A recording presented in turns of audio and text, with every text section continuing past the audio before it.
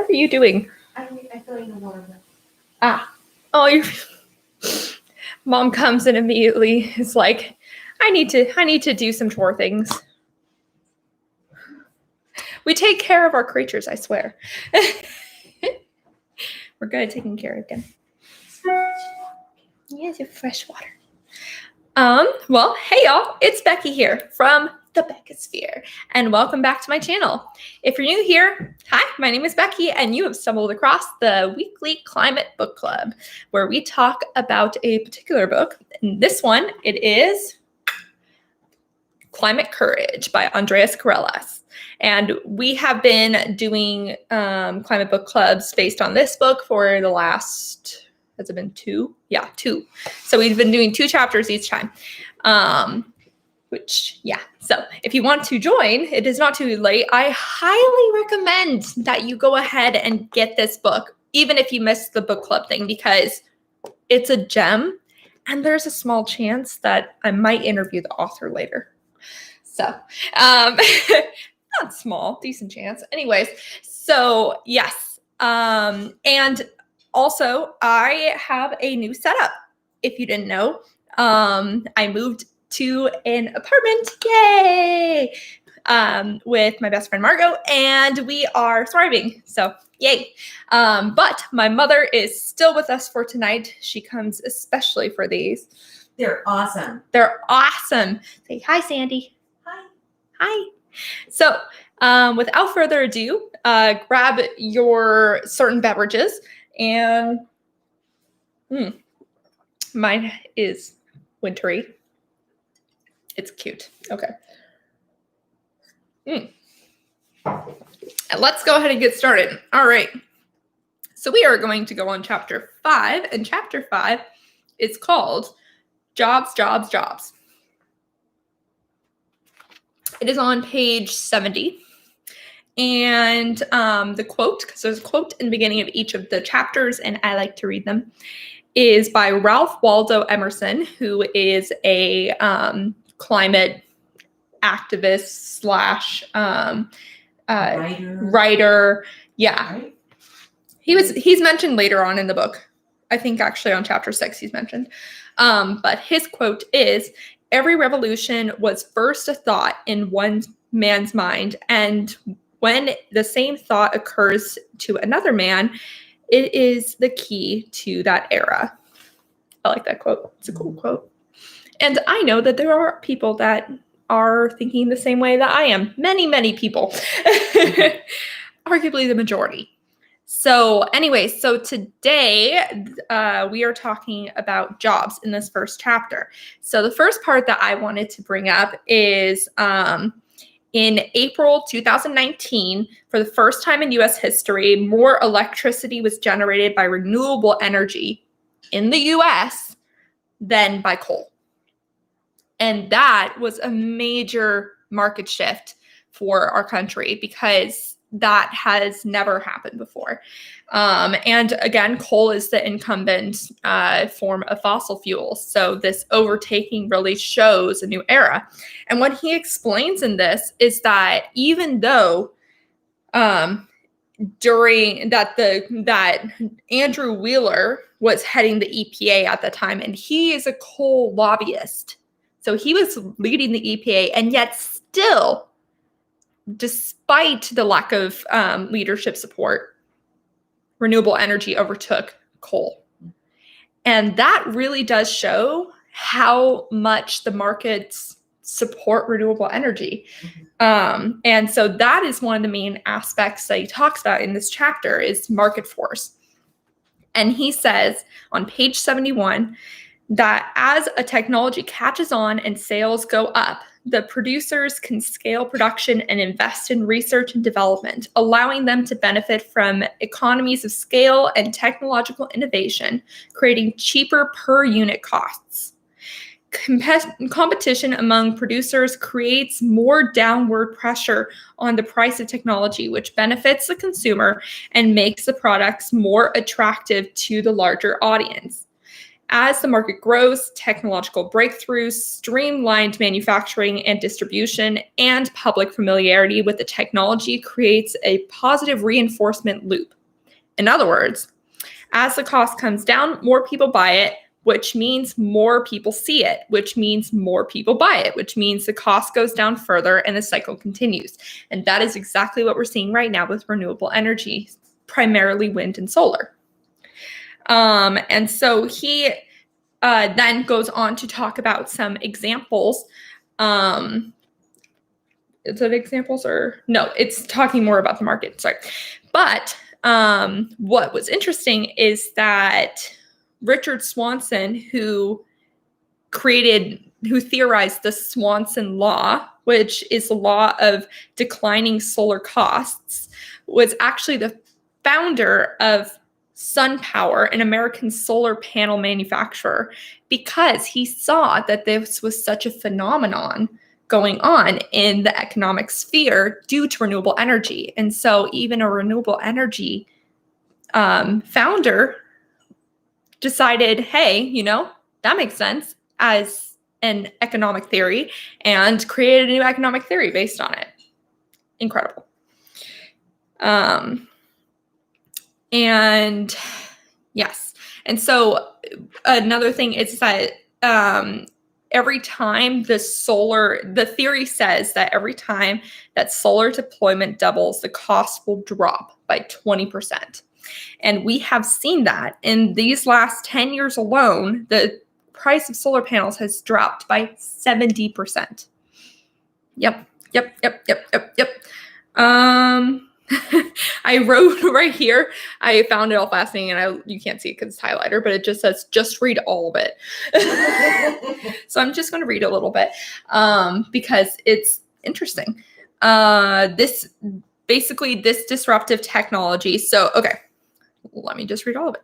The price of solar is continuing to fall. According to the consulting firm Wood Mackenzie, the price of photovoltaic nodal assembly groups for solar panels is likely to fall 40% from 2018 to 2022, from 30 cents per watt DC to 18 cents per watt DC. That's stinking cheap.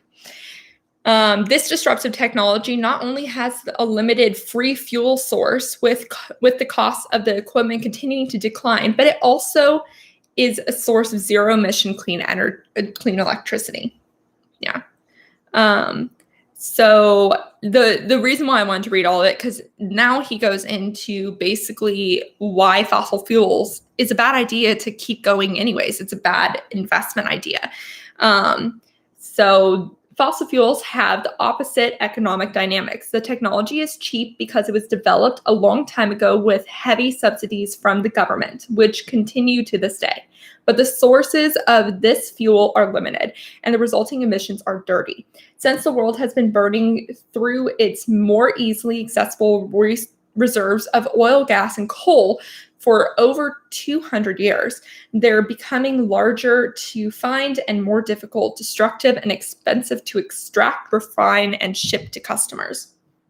Shale oil, tar sands, fracking, deep sea drilling, and mountaintop removal are examples of extreme extraction practices and dirty fuel sources of fossil fuel industry. It's now forced to pursue in order to keep costs low. But these strategies will only keep fossil fuel competitive temporarily, as more people than ever before are increasing the amounts of energy. As the supply of simply accessible fossil fuels continues to dwindle, the price will keep going up, making it less and less competitive for renewables. With renewables, yeah. A 2019 report by Rocky Mountain Institute, a nonprofit research group focuses on sustainability, predicts that by 2035, so 15 years, the cost to operate a natural gas plant in America will exceed that of building new wind and solar infrastructure. So even natural gas is getting hit hard by this, and natural gas is what I saw a commercial the other day by Exxon, I think, and they were touting the benefits of natural gas. Mm-hmm. It's just crazy. 2021. Really, people? Like, dudes.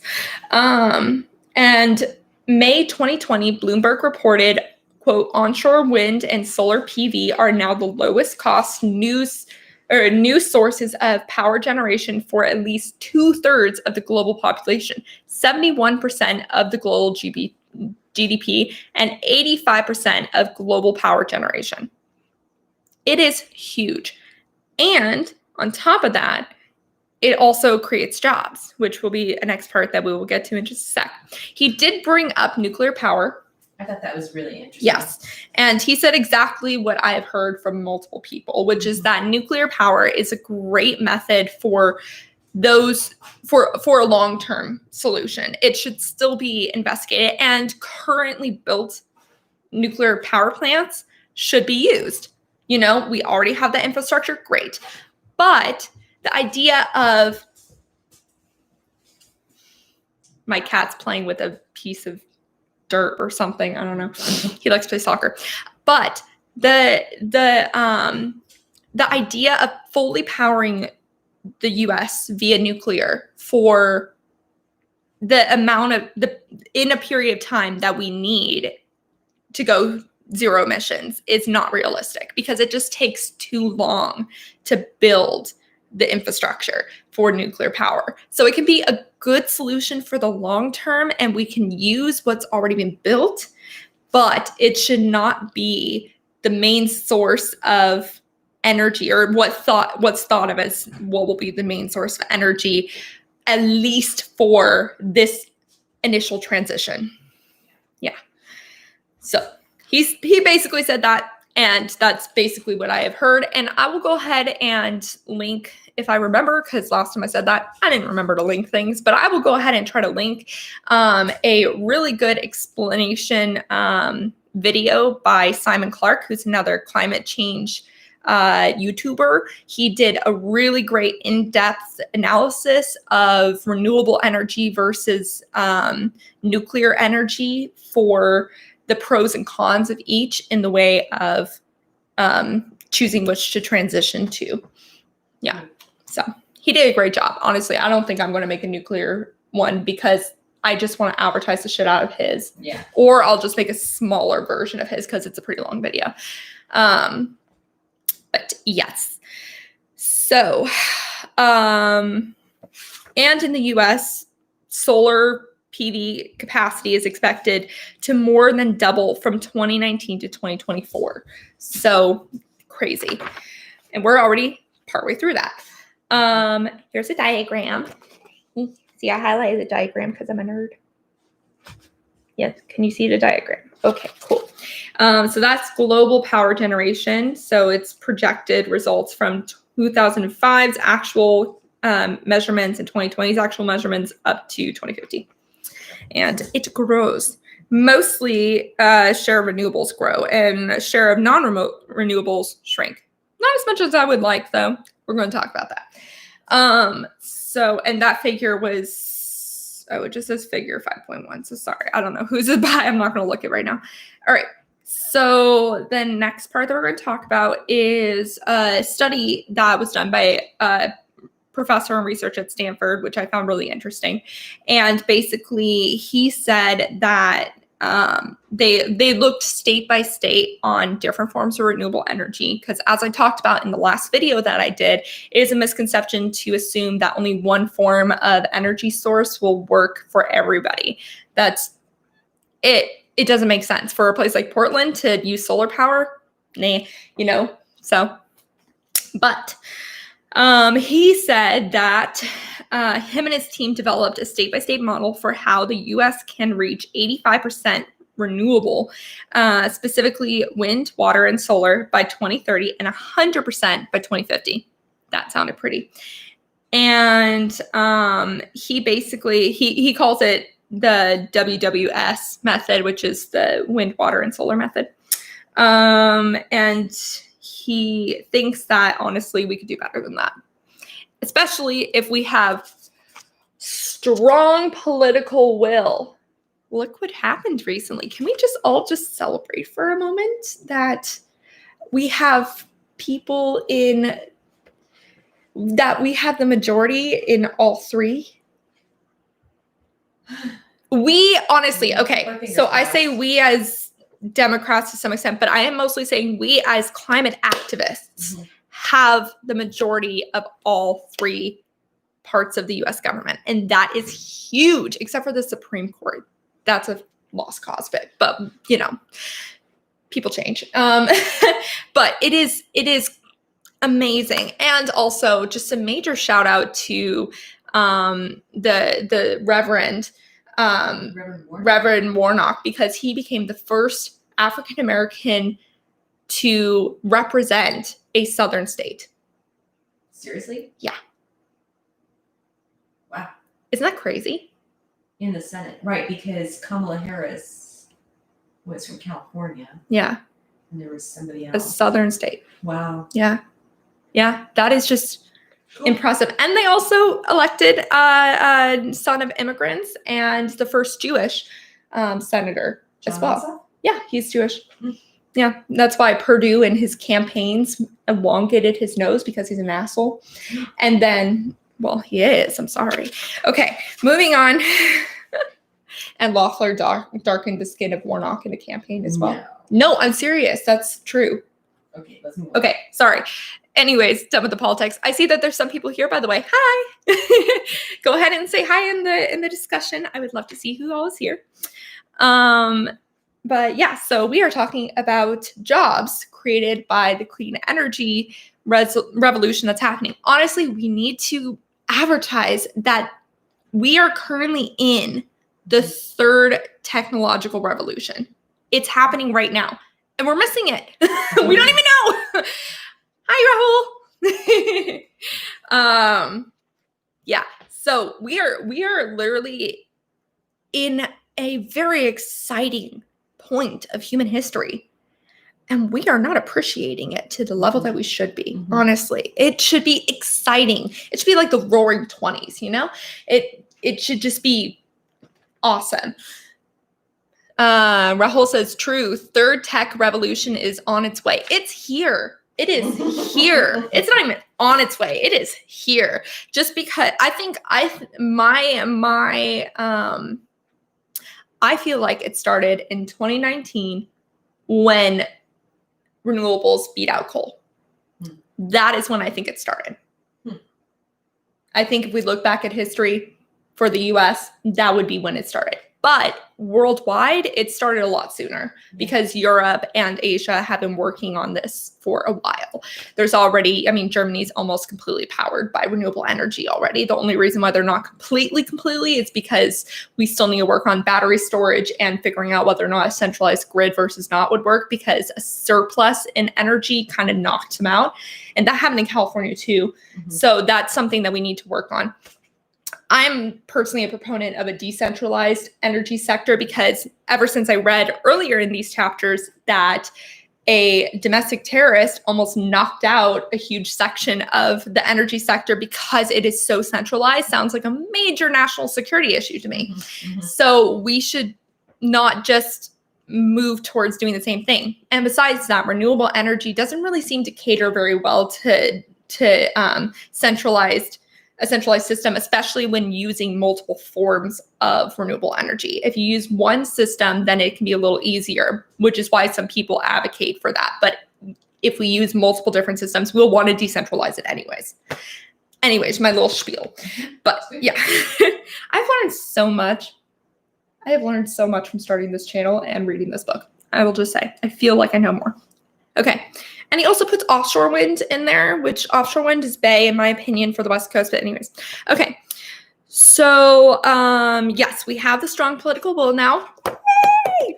And now let's get to the jobs section. So, clean energy jobs already outnumber fossil fuel jobs nearly 3 to 1. That is 3.26 million jobs. And that is keeping in mind that renewable energy only accounts for 11% right now. Isn't that insane? Like, seriously, can we do the math for a sec? How much increase is that? It's a lot. Yes, it's a lot. Okay, yeah. Bottom line, a lot of jobs. The idea that that renewable energy, that working on climate change hurts the job market, You've got another straight up graph false. on the next page. I do. Yay, graphs. In 2018, the fastest growing jobs in 12 different states were in renewable energy. And the U.S. Bureau of Labor Statistics predicts that from 2018 to 2028, we will need many more wind turbine technicians and solar installers. Yeah. So that's another thing too, is that when the Beckisphere website comes up, one of the sections I want to do is job sectors emerging. Nice. I really want to do that. And also research that needs to be done. Those are other categories that I want to hit because I think that it's easy to lose track of all the different opportunities. And I just think, like, for example, if there was a high schooler right now that didn't know what the heck they wanted to do, but maybe they weren't bad at engineering or they weren't bad at, that kind of thing, then it would be way beneficial for them to just go ahead and get training in one of these renewable energy sources and either make your own business from it or work for a company for it or teach other communities about it, as we will get into later. So here's a little graphy. See? So this right here, solar. And it's, what is the title? Number of workers in power generation in the US. Solar is huge. And then wind is the second largest. And then nuclear. And then coal. Yeah, but those don't matter. Rahul says, that's an amazing idea. Thank you. Help me. Help me. I need IT help. Anyways. So bottom line, lots of job opportunities. So who benefits? Some people ask where the economic benefit of renewable energy will go. Will it go to liberal enclaves, they wonder, where strong policy is supporting clean energy growth? No. In fact, red states are by far the biggest producers of renewable energy in this country. Of the top 10 solar and wind producing states by percent of in-state electricity generation, only 2, which is California and Vermont, not surprised, are historically blue. So yeah, and this shows the graph of some of the top states that are utilizing renewable energy. And as you can see, Iowa is the biggest, followed by Kansas and Oklahoma. And so that's just an example of how this is really in bipartisan benefit. And I am so glad that he keeps bringing it up because it honestly, it helps me remember to keep bringing it up because I think, the more that we just straight up say, yo, this is good for you guys too, over and over again, it'll sink in. Yeah. Okay. And then here's another graph on solar and wind, and it's the amount of it being generated right now. So as you can see, California is definitely like killing it in this, which also not surprising. And we'll get more into that later because he has a lot of examples of like some of the first solar companies starting in California sort of thing. But as you can see, the second largest is Oklahoma, So we have a lot of variety of perspectives, political perspectives in this, and it doesn't matter. Oklahoma's wind generation. A lot of these are wind generation. Oh, yeah. Which is really interesting. Yeah. Yeah, that actually is super interesting, especially since a lot of them are landlocked states. Interesting. Okay. So what I like is this next part where CNN host Van Jones I like all of this, but began his career as a lawyer and social justice activist, and in 2008 he started a nonprofit called Green for All. Its mission is to build a green collar economy to strong enough to lift people out of poverty. I love that. Green collar economy. That needs to be a hash. I bit my tongue. Ow. Getting too excited. That needs to be a hashtag. Rahul, why'd you just say Minnesota? Oh. Okay. Oh, Minnesota is way ahead on this. Yes. Yeah. They're doing great. Yeah. So I feel like there needs to be a lot more there needs to be a lot more green collar jobs. I love the idea of just creating a new term for that. Oh, on the infographics. Yeah. They're also doing really well in wind, especially. And they're doing a bit in a lot of wind in that other graph too. Yeah. So I love the idea of green collar economy. As green collar needs to be a hashtag. I think that's really cool. It's a nice idea. It's positive, and I like the green for all idea as well. So basically, on one hand, he saw that African American communities had disproportionately high levels of unemployment and needed pathways out of poverty. He also saw that in order to, I can't pronounce that word, ameliorate? In order to curb carbon emissions, in order to work on climate change, okay, way to get fancy on words, we will need to create millions of new jobs in retrofitting communities. So he then started creating a Green for All, which was one of the first national organizations to connect issues of race, economics, and environment, and to highlight the I should do a video on them, an interrelated nature of all these issues to the public. So they were working on all 4 pillars, which is federal, local, personal/community, and business. And they also created a Green for All Academy, which trains young leaders to become champions in this. And he created a bunch of other things too. And then he ended up becoming a special advisor for President Obama for the White House Council of Environmental Quality. So good on him. But yeah, so he did a lot. And this is kind of an example. And I remember thinking this a long time ago, not to say that I was on the forefront of thinking about this, but remember when I talked about how we need to go into coal communities and we need to train them on renewable energy? I think I said that like 5 years ago. People were doing that when I was saying it. It's great because I have no expertise in that field. And that's the next section. And that is the next section. See, I transitioned. Okay. So the next section is called Coal Miners to Solar Installers. Oh, and also before, I wanted to also note the part that he says where after Jones went into the administration stuff and they did great, but then conservative outlets started completely like ratting on Jones's reputation. And so Jones ended up resigning, and then all of his work kind of started going undone in the White House. And Karelas uses that as kind of a warning story that putting all of our efforts into electing the right climate candidate is not enough. And I think that is a good reminder for sure, because the political system, if you haven't noticed, is really, really fickle. It switches up a lot, and it you can have a lot of progress done and then it's just 5 steps back in the next administration. And so relying completely on the federal government to do something or a certain elected official to do something it's not good to put all your eggs in one basket for that. So I liked that as a reminder. And instead, change should happen at the local community level. Yes. Local community level. Yes.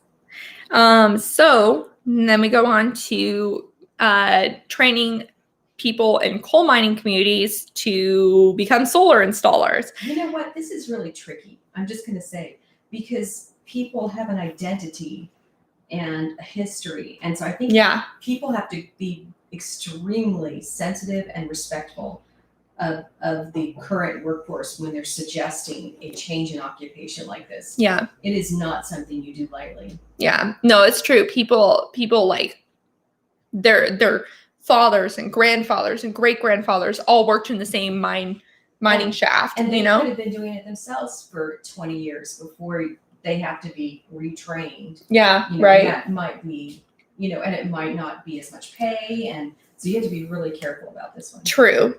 No, that's definitely true. My rebuttal, though, for that is that those communities are also dying younger. They are. And they're also, they're losing loved ones to that career. Yeah. And they can lose less people to the renewable energy by transitioning. So I think if people focus more on the health aspect of it, and also to some extent, the long-term economic idea, but, focusing short-term on the health aspect, it would be great to get those people out of those jobs, because even though it is a big part of their identity, it's killing them, so it is a very tough situation though. Yeah.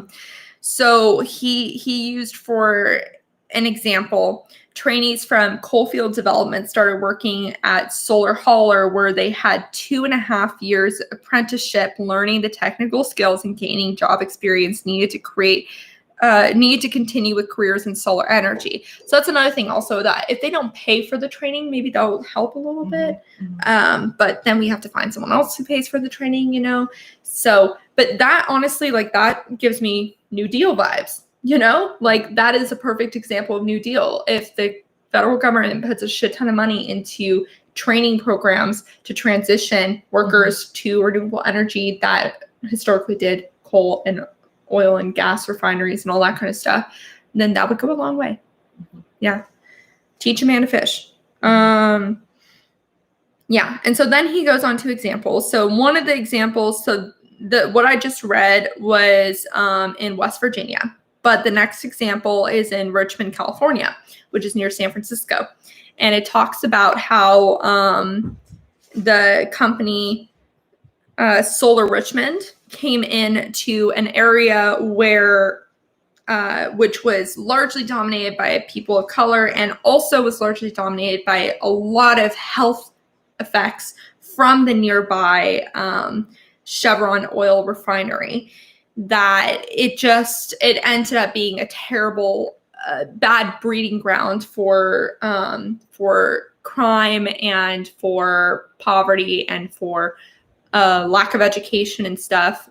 Sorry, that made it sound bad. It had nothing to do with the race, but obviously, because of our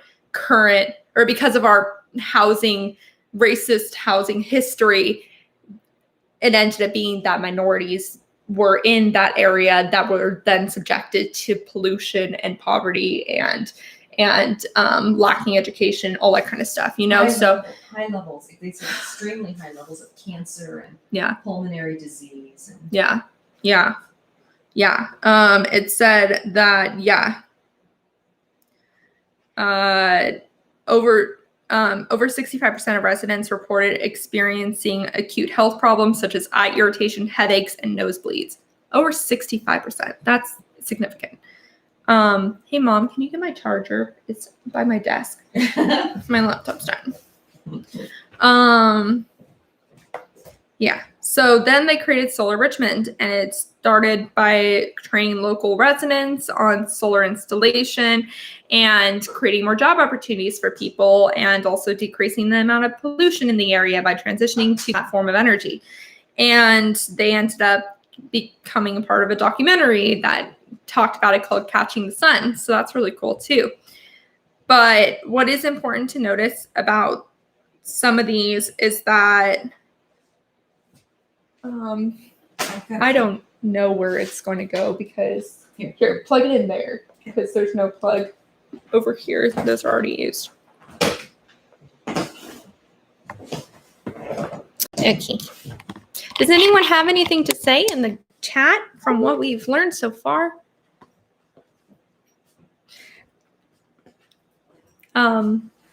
Let me know if there's any parts that you found especially interesting, if you've read this, or of what I've said so far. You need to cruise for the rest of this chat. I do. Okay. So hit grid. So the next one that was kind of similar to Richmond was in Oakland, and it's called Grid Alternatives, and it's the nation's largest nonprofit solar installer. And they created classroom education programs for students from kindergarten through high school. They created a spring break program for college kids to learn the abilities of solar installation. They had a fellowship program with the AmeriCorps volunteers. They specifically helped women and veterans break into the industry. So they really did a lot in the way of education, which is a major aspect of the transition that needs to take place. And then he goes on to talk about how Tesla's kind of broken into the industry, and regardless of whether or not what your opinions might be on Elon Musk and Tesla, you have to admit his ingenuity and his just smart business sense really allowed him to create this industry, honestly. And he saw a niche and he just dominated it. I loved on page 86, he's doing a trifecta of the Tesla solar roof, the Tesla Powerwall battery bank in the garage that charges your Tesla overnight. Yes. Yeah. Way cool. Did you know he was just declared today as the richest man in the world? Oh, he beat out Bezos? He beat out I didn't realize that he was that close. Yeah. And he also has reports of not treating his workers well. So I think there's some correlation. We need to work on that.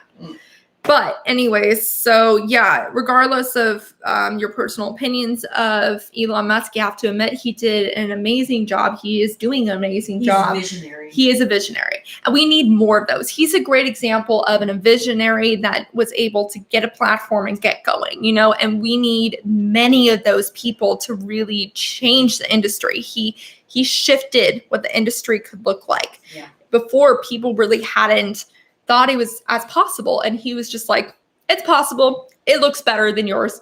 Boom. All the auto companies. Yeah, right. And now, and as a result, other companies, such as in January 2020, which I missed this from the 2020 recap. I missed it. But GM announced that it would invest $2.2 billion to upgrade its Detroit Hamtramck assembly line to become the first plant dedicated solely to manufacturing electric vehicles. Yay. Also, the first assembly line? Tesla doesn't have a plant solely dedicated to manufacturing electric vehicles? I bet he does. I feel like I'm confused by that. But anyways. Maybe its first plant. So GM's first plant. Oh, okay. That makes so much more sense. I was like, we were just talking about Tesla. Yeah, so that will create 2,000. Randy says, nice, Detroit needs jobs. Yay. Yeah. So that's an example right there of where it's filling a need. And so GM will create 2,200 good paying manufacturing jobs, and the batteries for these vehicles will be manufactured in a new $2.3 billion facility built by GM and LG Chem in Lordstown, Ohio, which will create an additional 1,100 jobs. Jobs. Great chapter. Yes. Okay. The next chapter that we're going to get into is Faith Communities in Action. And the quote is by my bae, Rachel Carson. And she says, in every outthrust headland, in every curving beach, in every grain of sand, there is a story of the earth. And that's just lovely. It's sweet. We're all stardust. Yeah. So this section focuses on how there there definitely is a stereotype that people that are religious don't care about the earth and the environment because of, as he will say, certain religious sectors choosing to side with a party over siding with a value. I think that sounds right. I think I explained that about right. Yeah. Party, tribe. Yeah. Okay. Because conservative party is seen as denying climate change right now, which is something we need to change. Here he is, Ralph Waldo Emerson from the previous quote. There he is. So he is an environmental activist and a person of faith. So he's an example, as well as Henry David Thoreau and John Muir. And John Muir created the Sierra Club. It is very tactful of Tesla. Is that what's tactful, Randy?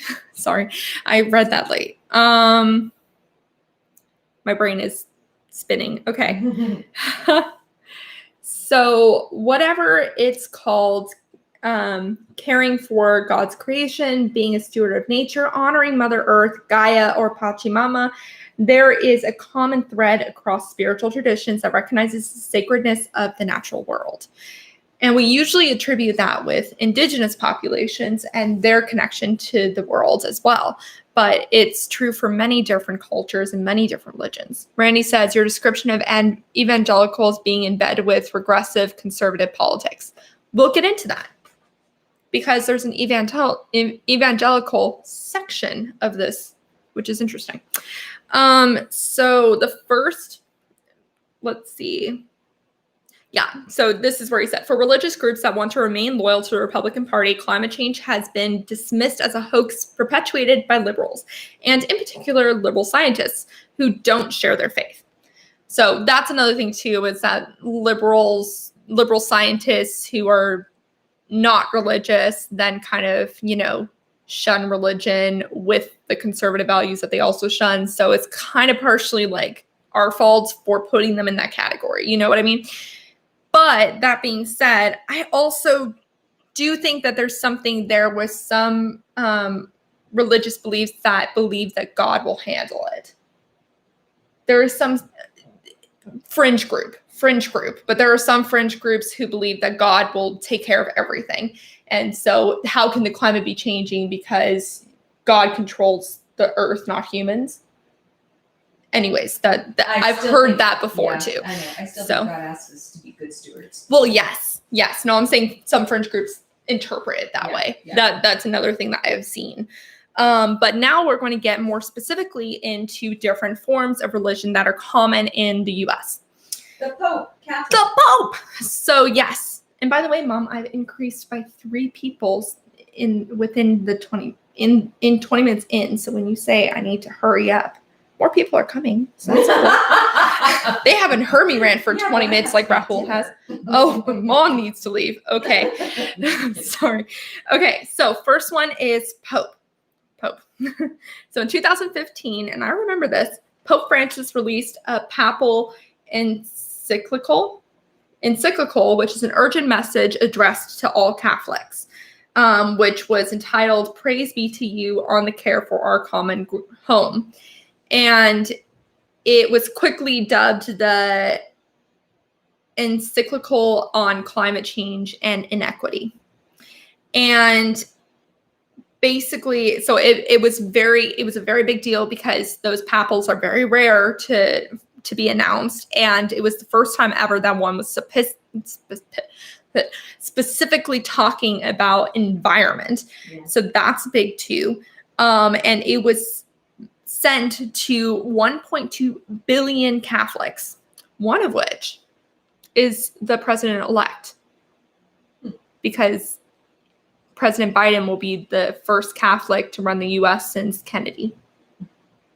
Another one was Colbert. But yeah, so the Pope was especially concerned about the effects on the poor, too. Yes. Which is... Yeah, he connected the inequity with environmentalism, and that's because of his background growing up in Argentina. But one section that was in it is the ecological crisis is also a summons to profound interior conversion. Living our vocation to be the protectors of God's handiwork is essential to a life of virtue. It is not an optional or secondary aspect of our Christian experience. Boom. That was big. And it also says, quote, we are faced not with 2 separate crises, one environmental and the other social, but rather with one complex crisis, which is both social and environmental. Strategies for a solution demand an integrated approach to combating poverty, restoring dignity, and to the excluded, and at the same time protecting nature. So he very much stressed the need for both to happen at the same time. I wrote down AOC next to it because it reminded me a lot of AOC's integrative approach. It's a sentiment that is definitely becoming more common. I think even in 2020 with the Black Lives Matter movement and all those protests happening, in addition to climate activists becoming more vocal about the issue, there became a more commonly found element of environmental justice that needed to be focused on. 2020, as I put in the 2020 recap, had a special emphasis on environmental justice needing to be at the forefront of climate action. And we're seeing from Biden's climate cabinet some promise. For example, first Indigenous person to lead the what is Bureau of Lands? Is it? Oh, the Department of Interior. Oh, Department of Interior, which controls all the federal lands pretty much. So that's huge.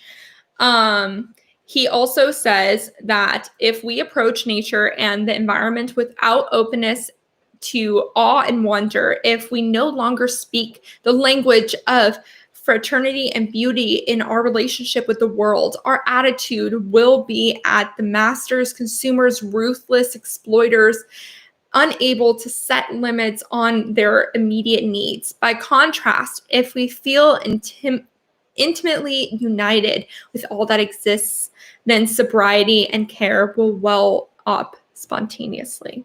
And I definitely agree. There needs to be a mental shift as well as a physical one. We all have a responsibility to mentally shift our place, where we're seeing ourselves in connection with the rest of the world. Yeah. And he just says, wow, after that. So that is a section for Catholic beliefs. And now we're going to go into, Episcopalian, thank you. Specifically via Reverend Canon Sally Bingham of San Francisco, Woodside, California. Well, she grew up in Woodside, but she's in the Bay Area. So she started what is called the Interfaith Power and Light, which ended up connecting the pretty much all Christian churches with the idea of climate action. And by doing so, encouraged many churches to invest in solar panels and in renewable energy. And let's see. And she said she remembers the feeling that environmental concerns were way too liberal for many congregations. They accused her of liking trees more than people. But she kept going because she's stubborn.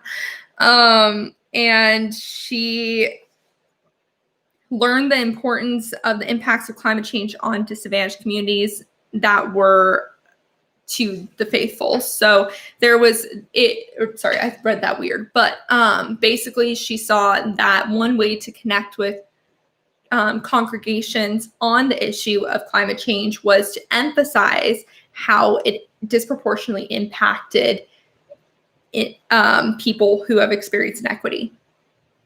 And then, the social service aspect of the church kind of kicked in from that, which that makes sense. So she made the effort she got 450 Episcopal churches in California to become renewable focused. And she then decided, hey, let's extend this to other states. And so now there are 25,000 congregations in 45 states of Interfaith Power and Light chapters, or IPL chapters. That's another video I should definitely do. That are installing solar panels, implementing energy efficiency measures, screening climate change films, lobbying their elected officials, and communicating the moral imperative of solving climate change from a theological perspective. Awesome. Totally awesome. I need to do a video on them. That's super cool. They're in Oakland now. So I mean, she is. Well, the chapter's everywhere, but yeah, she's in Oakland. Not that it matters because pandemic. Yeah, true. Randy says, wow, that's some amazing progress, right? And we don't even hear about that. Mm-hmm. Like, I hadn't heard about that before I read this 2020 book. It's happening now. That's really cool. And now it goes into greening the Black church. So, Reverend Dr. Ambrose Carroll realized that he wanted to help expand Sally's message from the previous section. And so he found that as he found climate change as kind of a way to bridge the gap between Black churches and the rest of the church community through that effort. And one of the things that he points out, which I find very interesting, is there hasn't been a successful social movement to date that didn't have a Black church at least at the table. I love that. And there is a lot of examples that he cites to that. Again, highly recommend the book. I'm just teasing it for you. But yeah, so he said, therefore, obviously, a Black church needs to get into this movement. And he created Green the Church, which is a nonprofit that brings green theology, sustainable practices, and political organizing tactics to African American churches around the country. And he says, Ambrose explained to us that in the 1970s and 80s, when the concept of environmental justice emerged, African American communities weren't thinking about it. They were focused instead on the traditional justice issues that had plagued their communities: police brutality, gun violence, poverty, and the prison industrial system. But during recent years, leading organizations such as the NAACP and the Urban League developed environmental wings to address health issues like asthma and cancer that disproportionately affect communities of color. I found that fascinating because, one, I don't freaking blame them for being preoccupied with all these other things that are going wrong with them, because also environmental justice is what I've described it as before, slow violence. It is something that happens over time. It sneaks up on people. You don't realize that it's impacting you until you have cancer. You know, you don't realize it's impacting you until the area that used to be able to supply the crops that you need to survive no longer can. That is where slow violence comes in. That's where the environmental justice aspect becomes a really difficult issue, because a lot of people don't think about it because it's so slow moving. It sneaks up on you. And so he said that for a while that wasn't a priority, but now recently they have been seeing environmental wings in major African American support organizations and activist organizations focusing on that environmental justice aspect because of all those health implications. There is a reason that the environment seems foreign to many Black communities. This is also fascinating to me because it's a very important element, I think, to the intersectionality between race and environment. Randy says, it's hard to focus on more than one abstract thing when you feel directly threatened. Maslow's hierarchy of needs, y'all. That's exactly. Right. That's exactly. Right. Exactly. You can't focus on living when you're just trying to survive. Yeah. So what he said about the Black community having to do with environmentalism, Ambrose told us, quote, there is a historical narrative that has separated us from the land, unquote. So African Americans were brought from one continent to another, still very connected to the earth. While enslaved, they worked in agriculture with their hands in the soil. After Civil War, freed slaves asked for 40 acres and a mule. Quote, our intent was to still be with the ground and with the earth, Ambrose said. But the Great Migration severed that connection. After World War I and through World War II, freed slaves left the farms in the South to find work in urban centers elsewhere in the country, where they worked, for example, as laborers building ships in shipyards and as assemblers in automobile factories. Soon, working in agriculture with your hands in the soil was looked down upon among urban African Americans. Farming also had a negative connotation traced back to slavery. I didn't know that, but reading this, it makes so much sense. So much sense. And recently I've seen actually, okay, maybe it's just recent to me because I just discovered them recently, but there have been a lot of Instagram accounts specifically focusing on Black people that like to farm, Black people that like to plant, Black people who are environmental, focusing specifically on that to kind of break that stereotype, because it's now seen as, we shouldn't, he said, quote, "We're not trying to go camping. Grandma ran away from Mississippi and Alabama. We're not trying to pick cotton no more. Not trying to be outside." And he even talked about how he naturally was terrified of dogs because in the past, slaves were threatened by dogs, So it's just, there's so much ingrained racism and history in this issue, specifically when you try to pair environmentalism with racial injustice. And I didn't know these things. And I find it really fascinating, also saddening, of course, but very telling and a really important thing to keep in mind for environmentalists everywhere. In order to create trust, you need to find a common language, Ambrose explains. Green the Church is using the language of the Bible, the language that rings true in his community, to heal collective traumas and reconnect people with Earth. Amazing. Amazing. He wants to make sure that the green message is not just focused on economic opportunity, but also on moral imperative, on the reality of the situation demands. Right.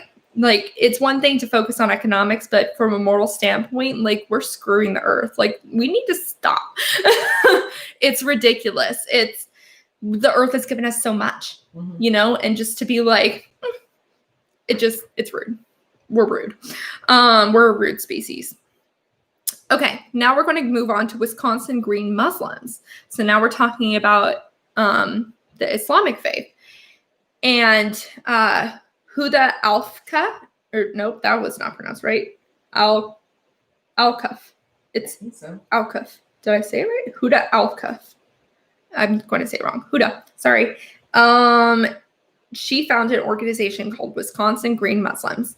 And according to the mission statement, it's a grassroots environmental justice group formed in 2005, decent while ago. Yeah. Intends to educate a Muslim community and the general public about the Islamic environmental justice teachings, to apply these teachings in daily life, and to form coalitions with others working towards a just, healthy, peaceful, and sustainable future. So why she did this? For one thing, well, she's interested in the environment, obviously, but also it's because in 2005, that wasn't long ago from September 11th, and so there was still a lot of Islamophobia in the country, and so her goal was to find a way to make that go away, to bridge the gap between Muslims and the rest of the community. And she chose to do that through the power of renewable energy and gardening. And so, yeah, she said, we tapped into the unifying power of solar energy and water. We found through several polls in 2016 and 17 that solar energy has high approval ratings among people from diverse political, social, geographical, and educational backgrounds nationally and in Wisconsin. And so they went to work. And it helped break the stereotype of Muslims in the area.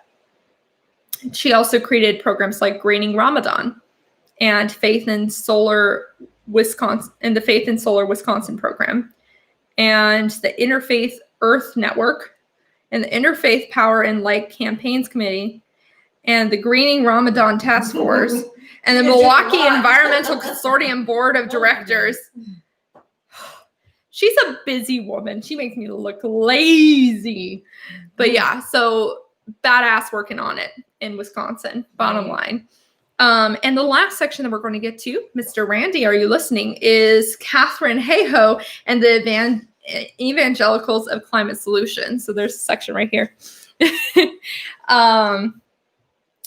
And actually, the preface of this book was written by an evangelical climate scientist. And her name is Katharine Hayhoe, and she's cool. She's one of the top vocal climate scientists in the world. Like, she's one of the main people. And so she's married to a evangelical, like, minister. Is it minister? Is it the right pastor? Minister? Yeah. And they wrote a book together, which is also cool. So yeah, so Katharine Hayhoe said represents a growing number of Christians who recognize their role in caring for creation. During one of her talks, she pointed out that our belief in climate change has more to do with what tribe we belong to, what persona we identify with, than anything else. Yeah, speaks facts. What's interesting is that out of looking at religions that accept climate change from accept it most, like, highest percentage of acceptance rate to lowest percentage of acceptance rate, is the highest percentage of acceptance rate was Hispanic Catholics, which is not surprising after the whole Pope papal encyclical. So they were the top ones, and then the bottom ones were white Catholics. Interesting. So it really does show same book, same Pope, but very far apart on their climate change beliefs. She then continued to say that in a TED Talk, quote, trying to tell them the latest science only makes them dig in their heels more. But if you want to talk about common interests like love for the outdoors with someone who doesn't outright dismiss climate change, but whose views on climate change are doubtful, cautious, or disengaged, there's room to build common ground. Mm-hmm. And yeah, that's just a main takeaway, honestly. Mm-hmm. And she wrote a book with her husband called A Climate for Change, Global Warming Facts for Faith-Based Decisions. So any of you faithful people, any of you religious folk out there, I don't know what the correct term was, I highly recommend checking out that book because, I mean, she's dope, so I imagine it's a good book. And you should get it. Honestly, I was thinking of you when I saw that. I was like, you need to get it. Mom needs to get it. Mom needs to get a report back. Okay. Force me to read it. Okay. Other Christians can look. So what's cool about her is that she's, high up there in the way of political relevancy, I guess is a good way to put it. And so other Christians can look at her and know that it's okay to talk about climate change. And likewise, other scientists can look at her and think it's okay to talk about faith, which is good because that is a huge disconnect. It's a huge divide between science and religion, and they shouldn't necessarily be so divided because they have a lot of things in common. Scientists sharing their findings with politicians who pass it on to the media. Oh, okay. So she was saying that right now there's a terrible telephone game when it comes to climate information, which is one of the reasons why we're doing absolutely horrible at this problem. But the good news is that there is more younger people in the movement of like evangelical movement that are more focused on climate change. There is, in fact, a young evangelical for climate action and the Evangelical Environmental Network. So there are specific organizations through evangelical that are focusing on climate and environment. And what's interesting is that they also connect their pro-life stance with climate change. And that's interesting. If it works, it works. I think that's all I'm going to say on that. Well, read the indented part there. Okay, yeah.